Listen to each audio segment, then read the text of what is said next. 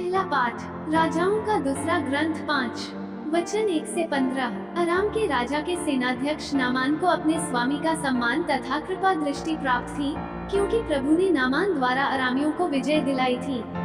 वो महान योद्धा था, किंतु वह कोढ़ी था। अरामी छापामार किसी समय इसराइल के देश से एक कन्या को उठा कर ले आए थे और वह नामान की पत्नी की दासी बन गई थी। उसने अपनी स्वामिनी से कहा, ओह, यदि मेरे स्वामी समारिया में रहने वाले नबी से मिलने जाते तो वो उन्हें कोढ़ से मुक्त कर देते। नामान ने अपने स्वामी को बताया कि इजरायली कन्या ने क्या क्या कहा है। इस पर अराम का राजा बोला, तुम वहाँ जाओ, मैं तुम्हें इसराइल के राजा के नाम एक पत्र दूंगा। नामान चल पड़ा और वह चांदी के 10 तोड़े, सोने की 6000 अशर्फियाँ और 10 जोड़े कपड़े अपने साथ ले गया। उसने इसराइल के राजा को वह पत्र दिया।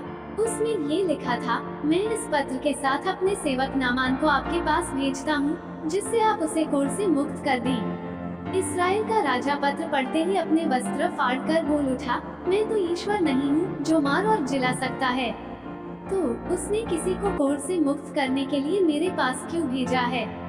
वो निश्चय ही मुझे से लड़ने का बहाना ढूंढ रहा है।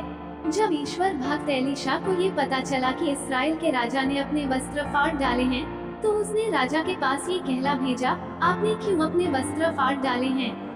वो मेरे पास आए तो वह जान जाएगा कि इसराइल में एक नबी विद्यमान है। इसलिए नामान अपने घोड़ों और रथों के साथ आकर एलीशा के घर के द्वार पर खड़ा हो गया। एलीशा ने उसे यह संदेश कहला भेजा, आप जाकर यरदन नदी में 7 बार स्नान कीजिए, आपका शरीर स्वच्छ हो जाएगा और आप शुद्ध हो जाएंगे। नामान क्रुद्ध हो उठा और यह कहते हुए चला गया, मैं समझ रहा था कि वो स्वयं बाहर आकर मुझसे मिलेंगे, अपने प्रभु ईश्वर का नाम लेकर प्रार्थना करेंगे और कोढ़ के स्थान पर हाथ फेर कर उसे दूर कर देंगे। क्या दमिश्क की अबाना और फरफर नामक नदियों का जल इसराइल के सब जलाशयों से बढ़कर नहीं है? क्या मैं उनमें स्नान कर शुद्ध नहीं हो सकता था? इस पर वह मुड़कर क्रोध के आवेश में चला गया। उसके सेवक उसके पास आए और यह कहकर उसे समझाने लगे, पिता, यदि नबी ने आपको कोई कठिन कार्य करने को कहा होता तो आप उसे अवश्य करते। जब उन्होंने इतना ही कहा, स्नान कीजिए और आप शुद्ध हो जाएंगे, तो आपको ऐसा अवश्य करना चाहिए। इसलिए जैसा कि एलीशा ने उससे कहा था, उसने जाकर यरदन नदी में 7 बार डुबकी लगाई और उसका शरीर फिर छोटे बालक के शरीर जैसा स्वच्छ हो गया। वो अपने सब परिजनों के साथ एलीशा के यहाँ लौटा। वह भीतर जाकर उसके सामने खड़ा हो गया और बोला, अब मैं जान गया हूँ कि इसराइल को छोड़कर और कहीं पृथ्वी पर कोई देवता नहीं है। अब मेरा निवेदन है कि आप अपने सेवक से कोई उपहार स्वीकार करें। सुसमाचार संत लूकस 4 वचन 24 से 30। फिर ईसा ने कहा, मैं तुमसे यह कहता हूँ, अपनी मातृभूमि में नबी का स्वागत नहीं होता। मैं तुम्हें विश्वास दिलाता हूँ कि जब इलियस के दिनों में 3.5 वर्षों तक पानी नहीं बरसा और सारे देश में घोर अकाल पड़ा था, तो उस समय इसराइल में बहुत सी विधवाएं थीं। फिर भी इलियस उनमें किसी के पास नहीं भेजा गया, वह सिदोन के सरेप्ता की एक विधवा के पास ही भेजा गया था। और नबी एलिसेस के दिनों में इसराइल में बहुत से कोढ़ी थे, फिर भी उनमें कोई नहीं, बल्कि सीरी नाम नहीं निरोग किया गया था। ये सुनकर सभागृह के सब लोग बहुत क्रुद्ध हो गए। वे उठ खड़े हुए और उन्होंने ईसा को नगर से बाहर निकाल दिया। उनका नगर जिस पहाड़ी पर बसा था, वे ईसा को उसकी चोटी तक ले गए ताकि उन्हें नीचे गिरा दें, परंतु वे उनके बीच से निकलकर चले गए।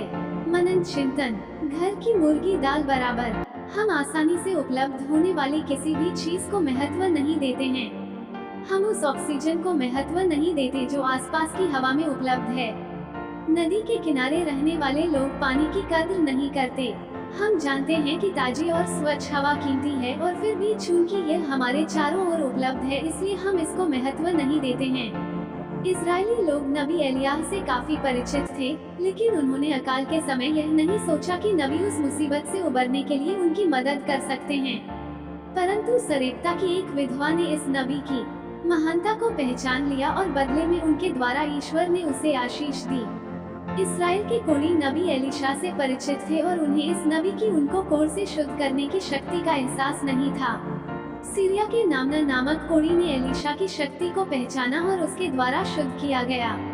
नाजरेत के लोगों के लिए यीशु एक बहुत ही परिचित व्यक्ति थे। वे उनके बीच घूमते फिरते थे, खाते पीते थे। वे उनसे इतने परिचित थे कि वे उन्हें महत्व नहीं देते थे। वे उन आशीषों को प्राप्त करने में विफल रहे जो उनके माध्यम से वे आसानी से प्राप्त कर सकते थे। हम अपने आप से सवाल करें, मैं यीशु के व्यक्तित्व और उनके द्वारा लाए गए उद्धार को कितना महत्व देता हूँ? आमीन।